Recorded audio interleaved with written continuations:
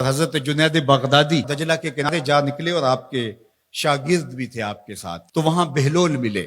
بہلول ایک مجذوب تھے، تو کہا کہ چلیے ان سے ذرا بات کرتے ہیں۔ تو شاگردوں نے کہا یہ تو ایک دیوانہ شخص ہے اور آپ اس سے کیا ملیں گے؟ آپ اتنے پڑھے لکھے عالم اور اتنے بڑے فقیہ اور صوفی، اور ایک دیوانے شخص سے آپ ملیں گے؟ دنیا اس کو دیوانہ کہتی تھی، بہلول دیوانہ۔ لیکن سادی بولے کہ سادیا نزدیک رائے عاشقاں، خلق مجنونند و مجنو عاقل است، کا اصل تو عاقل یہ لوگ ہیں۔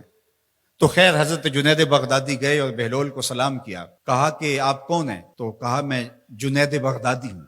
تو کہا کیا کرتے ہو؟ کہا کہ میں پڑھنے پڑھانے کی ذمہ داریوں میں لگا ہوں۔ تو آپ نے فرمایا کہ کھانے کے آداب جانتے ہو؟ تو کہا کہ ہاں، ہاتھ دھوئے جائیں، بسم اللہ شریف پڑھی جائے، چھوٹا لقمہ لیا جائے اور چبا چبا کے کھایا جائے، اور اس کے بعد الحمدللہ کہا جائے۔ تو بہلول کہنے لگا کہ میں تو آپ کو بہت بڑا عالم سمجھتا تھا، آپ تو کھانے کے ادب کو بھی نہیں جانتے۔ اور اپنا کپڑا اٹھایا، جھاڑا اور ایک جانب چل دیے۔ شاگردوں نے کہا ہم نے آپ کو کہا تھا کہ اس شخص کے پیچھے جانے کا کیا فائدہ، یہ تو دیوانہ شخص ہے۔ تو کہا نہیں میں اس کے پیچھے چلتا ہوں۔ پھر آپ اس کے پیچھے بھاگے۔ تو پھر بہلول نے پلٹ کے دیکھا، کہا کہ کون ہو؟ کہا کہ میں جنید ہوں، آپ کو ملنے آیا ہوں۔ تو آپ نے پھر ایک سوال کیا، گفتگو لمبی ہو جائے۔ تیسری مرتبہ بھی جب وہ اپنا دامن چاڑ کے گزرے تو پھر آپ آگے بڑھے۔ انہوں نے پوچھا کون ہو؟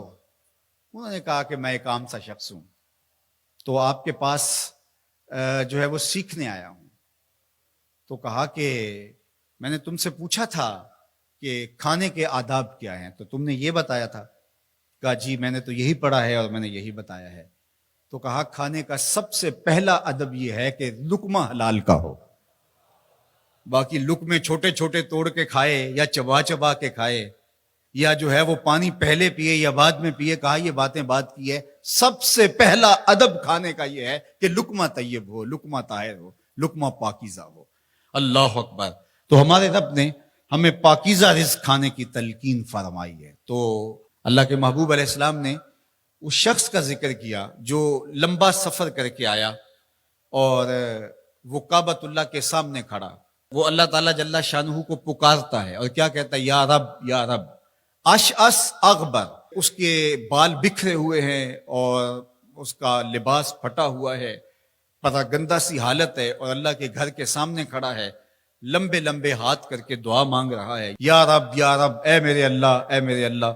لیکن فرمایا وَمَطْعَمُهُ حَرَامٌ وَمَشْرَبُهُ حَرَامٌ وَمَلْبَسُهُ حَرَامٌ وَغُذِّيَ بِالْحَرَامِ فَأَنَّىٰ يُسْتَجَابُ لِذَٰلِكَ۔ فرمایا کہ اس نے جو کھایا ہے وہ حرام کا ہے، اس نے جو پیا ہے وہ حرام کا ہے، اس نے جو لباس پہنا ہے وہ حرام کا ہے۔ فرمایا اس کو جو غذا دی گئی ہے وہ غذا حرام کے مال سے اسے حاصل ہوئی تھی۔ فرمایا فَأَنَّىٰ يُسْتَجَابُ لِذَٰلِكَ۔ فرمایا مجھے بتاؤ کہ اس کی دعائیں کیسے قبول ہوں گی؟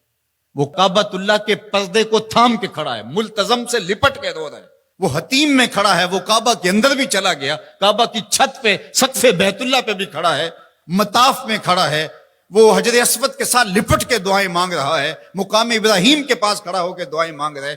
یمد و یدہ ہے، اس کے ہاتھ لمبے لمبے ہیں، یا رب کے کلمات اس کی زبان پہ ہیں، اور اشعث اغبر، غبار آلودہ بکھرے ہوئے اس کے بال ہیں، اور حالت پراگندہ ہے کہ کسی کو گزرتے ہوئے بھی ترس آ جائے، اور اللہ کے گھر میں کھڑا ہے تو وہ کیوں نہیں معاف کرے گا؟ لیکن فرمایا مطعمہ حرام ومشربہ حرام وملبسہ حرام وغذی بالحرام، اس کا کھانا پینا لباس اور غذا حرام کی تھی۔ فَأَنَّىٰ يُسْتَجَابُ لِذَٰلِكَ، اس کی دعائیں کیسے قبول ہوں گی؟ بلکہ علماء نے لکھا کہ جو شخص حرام کمائی کھاتا ہے اس کی اپنی دعائیں تو قبول نہیں ہوتی، نیک لوگوں کی دعاؤں سے بھی اس کا حصہ نکال دیا جاتا ہے۔ جب اللہ کے بندے اولیاء کاملین دعائیں مانگتے ہیں اور وہ پوری امت کے لیے، پوری قوم کے لیے مانگ رہے ہوتے ہیں، لیکن اس شخص کا حصہ نکال دیا جاتا ہے جس کا رزق پاکیزہ نہیں ہے۔ اس لیے رزق کی پاکیزگی یہ بہت اہم ہے۔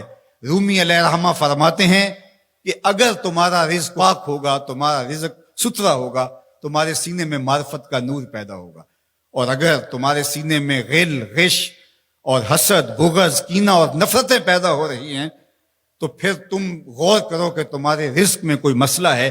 تم کھاتے ہو، اس کے نتیجے کے اندر حسد پیدا ہو رہا ہے، بغض پیدا ہو رہا ہے، نفرت، سستی اور کاہلی اور عبادت سے دوری پیدا ہو رہی ہے۔ جو رزق حلال ہے وہ عبادت کے لیے تقویت پیدا کرتا ہے، وہ تمہیں سچائی کی زندگی گزارنے کی طرف راغب کرتا ہے۔ تو اہم ترین چیز جو ہے وہ رزق کی پاکیزگی ہے،